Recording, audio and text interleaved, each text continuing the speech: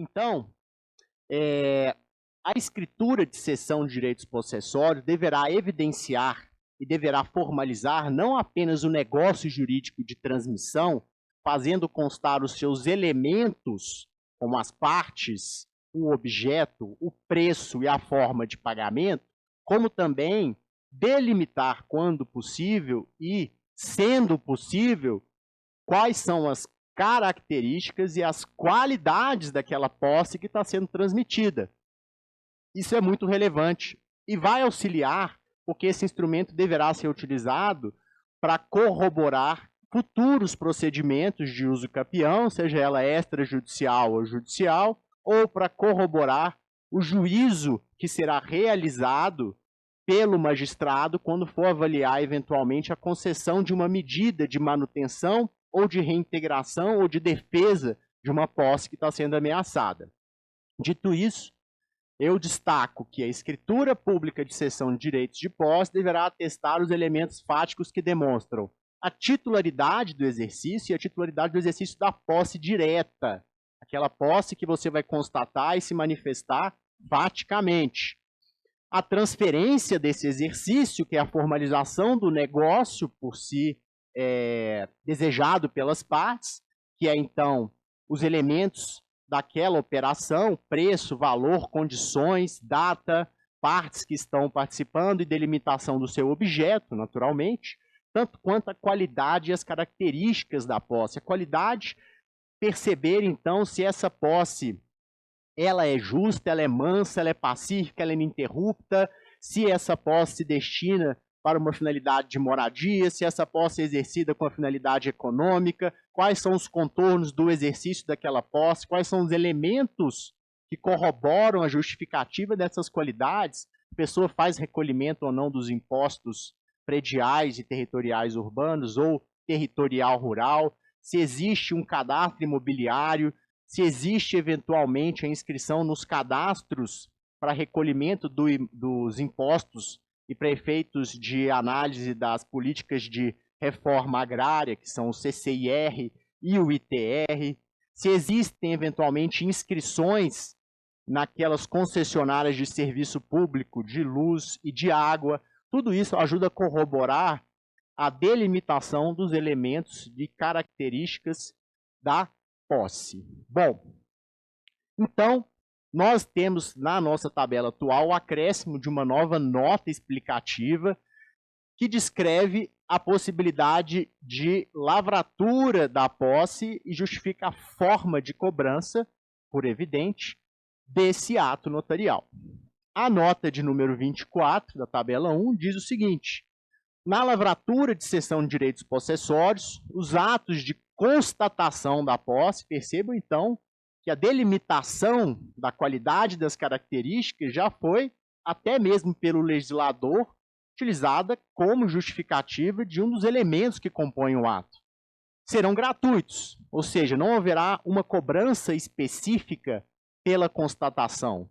Naturalmente haverá, se houver uma locomoção, a cobrança da diligência. A diligência dentro dos perímetros urbanos ou a diligência dentro dos perímetros rurais do município para o qual a gente tem a circunscrição para atuar. Mas não haverá a cobrança de uma ata separada pela constatação.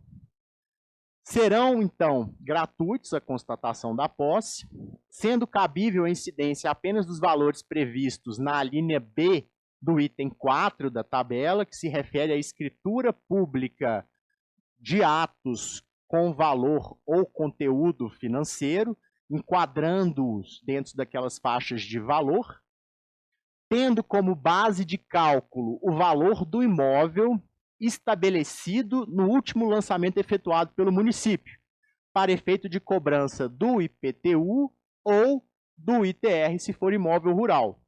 Ou ainda, há uma alternatividade, o valor do negócio jurídico.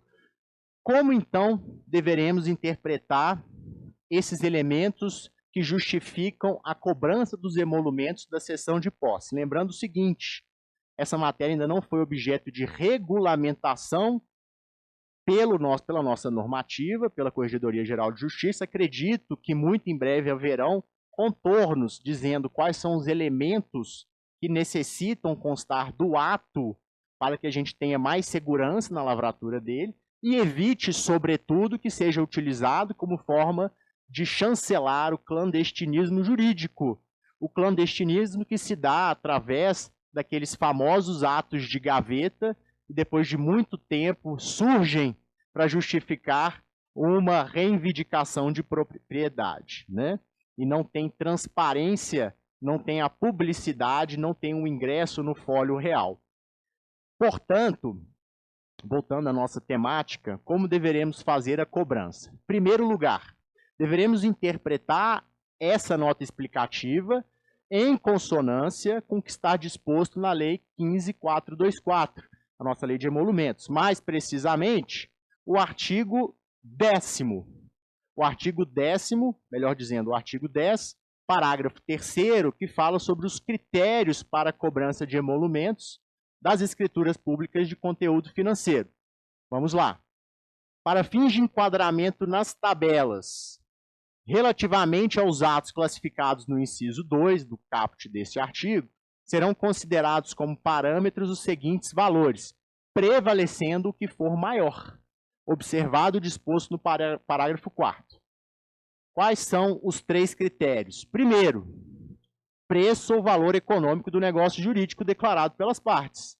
É um critério que está estabelecido lá na nossa nota, dizendo lá a nota que será utilizado como base de cálculo para a cobrança dos emolumentos da cessão, o valor do negócio ou a base de cálculo para efeito de lançamento do IPTU ou do ITR, dependendo da natureza do imóvel. Inciso 2º, está lá, o valor do imóvel estabelecido no último lançamento efetuado pelo município para o IPTU ou pelo órgão federal para o ITR. Então, até aqui tudo bem. Ocorre o seguinte, o legislador, na nota explicativa, esqueceu de mencionar o 3º critério. E aí, me parece que deveremos considerá-lo também para a avaliação da base de cálculo, porque ele é muito relevante, não obstante, seja sempre possível utilizá-lo. Vou explicar por que após a leitura. O valor do bem ou direito objeto do ato notarial ou registral, utilizado para fins do recolhimento do imposto sobre transmissão inter vivos ou sobre transmissão, causa-mortes e doação. Por que não poderemos sempre utilizar esse critério? Por que o legislador talvez tenha suprimido esse dispositivo da nota explicativa? Porque a posse tem uma natureza jurídica controversa. E não são todos os municípios que fazem prever no Código Tributário Municipal a previsão de incidência do tributo de transmissão sobre a cessão de posse, cessão onerosa de posse. Não obstante, isso não impede que, eventualmente, possamos utilizar essa base de cálculo quando houver a previsão. Se o município onde está localizado o imóvel fazer a previsão da cobrança do imposto de transmissão oneroso, deveremos não apenas exigir que o cliente traga o comprovante de pagamento do ITBI, referente a essa cessão, como também poderemos utilizá-lo como base de cálculo para o ato. Naturalmente, utilizaremos essa base de cálculo se ela for a maior dentre as 3. Quais são as 3 novamente? Valor declarado, valor para a base de cálculo do IPTU ou do ITR, ou do ITBI ou ITCD, a depender se a cessão é gratuita ou onerosa. Adianto para vocês o seguinte, na lei estadual que regulamenta, ou que estabelece, melhor dizendo, a cobrança do imposto de transmissão causa-mortes e doação no estado de Minas Gerais, mais especificamente no artigo 4º, há a previsão de incidência do ITCD sobre a doação de posse. Vou mostrar para vocês. Se me permitem. Lei Estadual 14.941 de 2003, artigo 4º. Artigo 4º. A base de cálculo do imposto é o valor venal do bem ou direito recebido em virtude da abertura da sucessão ou de doação, expressa em moeda corrente nacional e em seu equivalente em um FEM. percebam que a redação é genérica. Isso foi feito de propósito, até mesmo porque esse dispositivo já foi alterado após a edição da lei em 2003, para constar uma abrangência genérica de bens e direitos que compõem o patrimônio daquele que está fazendo a transferência, seja ele o autor da herança, por transferência causa-morte, seja ele o doador, por um ato inter vivos. Tá?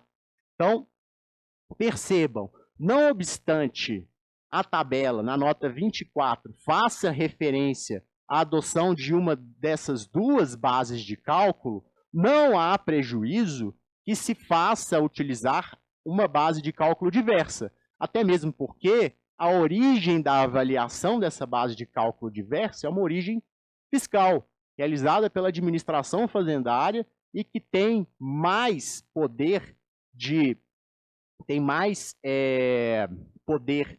transparecer o valor verdadeiro daquele bem ou direito que está sendo transmitido. Ao contrário do IPTU e do ITR, que naturalmente trazem valores venais e não de mercado. Tudo bem? Então, primeira questão a ser debatida foi referente à base de cálculo para cobrança da cessão de direitos possessórios. Segunda questão, na verdade ela foi antecedente, então ela seria a primeira, a não possibilidade de cobrança de um ato apartado pela constatação da posse que deverá ser realizado, a formalização dos elementos da posse, a não ser que se exija para isso uma diligência in loco e que se faça, mediante essa diligência, a cobrança do ato correspondente na tabela, seja ela dentro do perímetro ou fora do perímetro urbano. Bom, dito isso, eu trago aqui para vocês a decisão que ocorreu no processo 62454 de 2013 da Corregedoria Geral de Justiça do Estado de Minas Gerais, que no seu fundamento justificou a impossibilidade de se lavrar ou de se formalizar os atos de transferência da posse por instrumento público sob o fundamento de receio de aparência ou de verniz de legalidade em relação à transferência da propriedade, o que não ocorreria, naturalmente. Então, a Corregedoria publicou a decisão nesse processo administrativo, fundamentando nos argumentos de que a lavratura da escritura de cessão feria o disposto na Lei Federal 7.433, de 1985, e que poderia gerar a falsa ideia de que o outorgado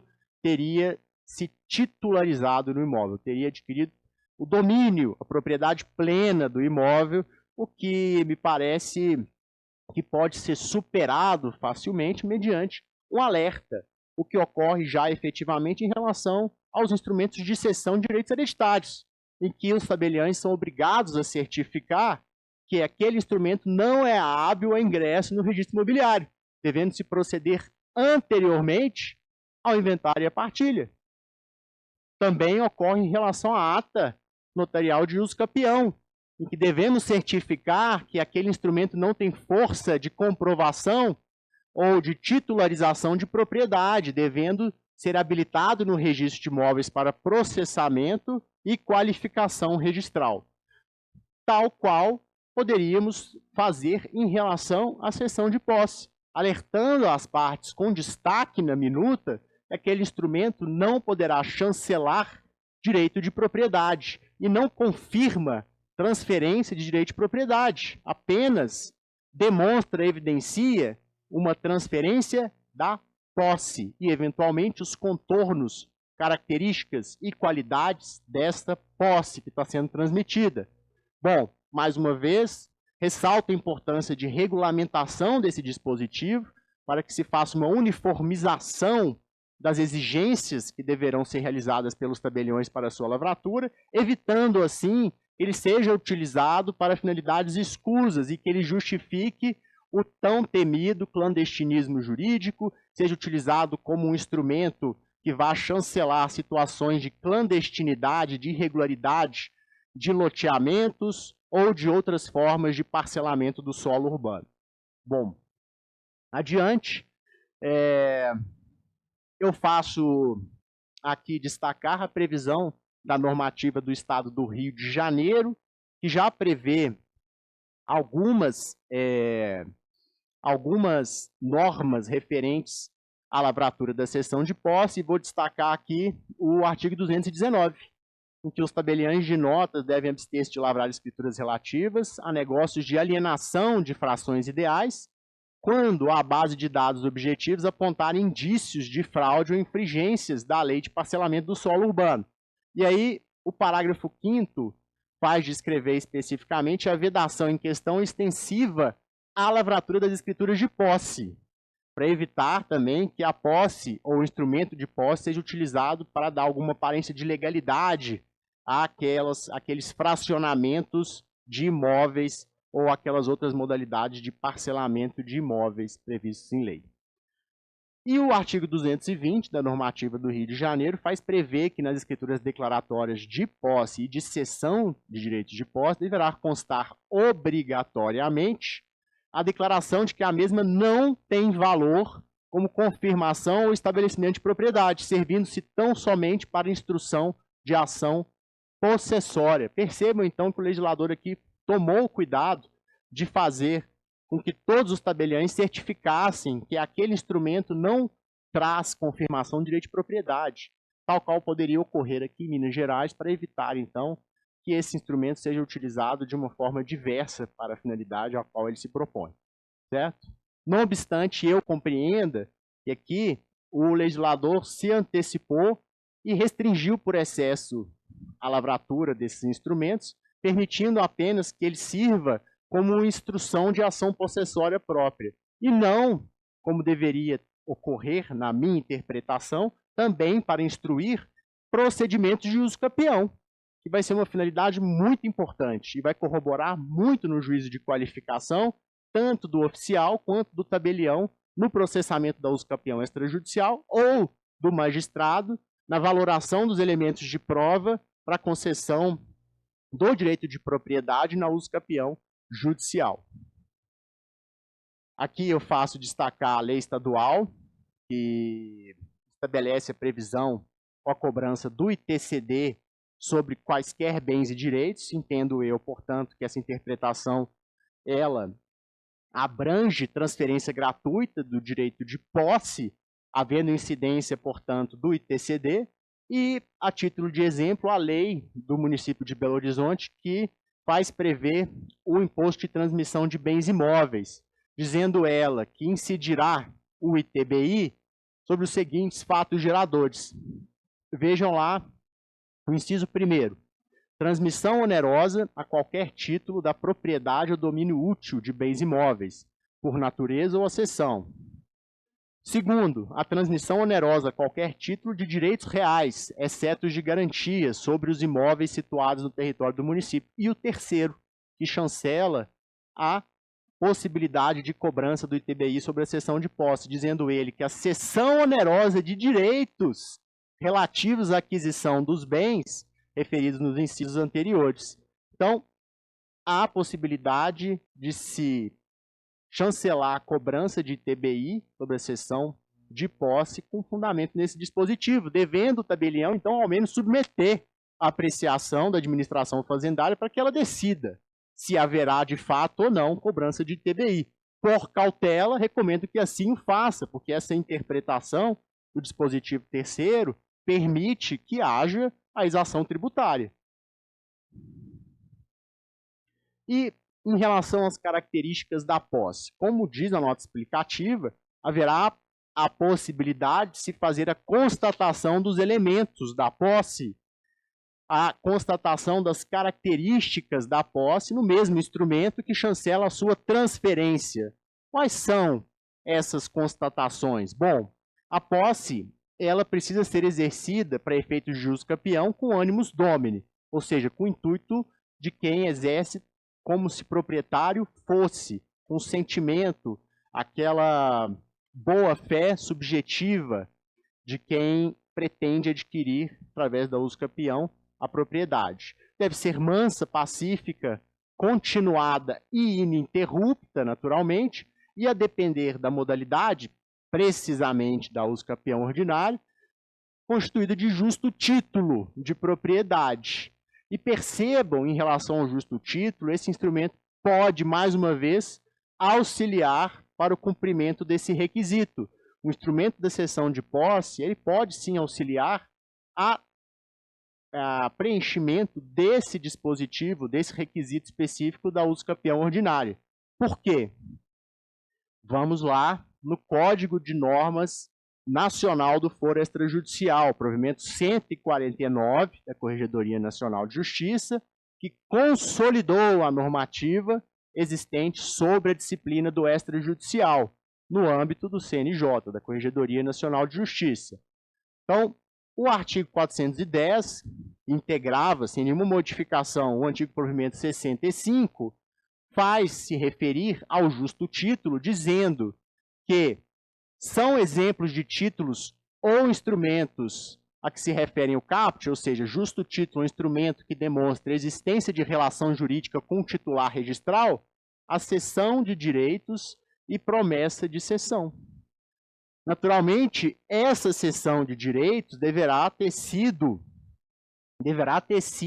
chancelada com um titular registral. Não obstante, possa ocorrer, por mais raro ou por mais inadequado que o pareça, porque, a princípio, não há um interesse que surge em se transferir apenas a posse. Mas, se eventualmente ocorrer, poderá sim ser utilizada para preenchimento desse requisito específico do provimento na uso campeão ordinária. E nas demais modalidades de uso campeão, sobretudo aquela que é a mais utilizada e a mais requerida, a extraordinária, para a demonstração de outros elementos, a posse mansa, pacífica e continuada, porque, havendo a constatação das características e dos elementos da posse, o tabelião poderá, em sua ata de uso campeão, certificar com mais segurança o tempo durante o qual se persistiu o exercício da posse, se essa posse, mediante as características que foram atestadas no instrumento anterior de cessão, preenche a qualidade de mansa e pacífica, se existem outros documentos que foram apresentados naquele tempo e que podem corroborar a ata hoje, tanto quanto para efeito de soma ou de junção dos períodos de posse dos antigos e dos novos possuidores para complementação do requisito temporal.